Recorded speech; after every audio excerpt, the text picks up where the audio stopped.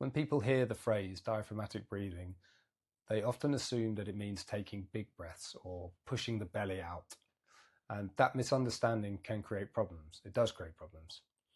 When the diaphragm isn't moving freely, breathing often shifts up into the chest and up into the shoulders and the throat.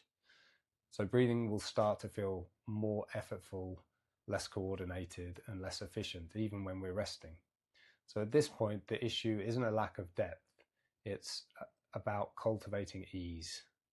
So if the diaphragm is already restricted and we try to breathe more deeply into that restriction, what happens is we usually increase stress rather than relaxation. So the invitation is to, instead of forcing depth of breath, what we want to do is to invite the diaphragm to relax towards its natural resting position. And that happens in two ways.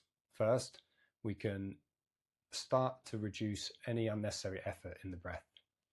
And second, by adjusting some of the mechanics very subtly of how we breathe, how the ribs move, how the abdomen responds, and how the breath is coordinated.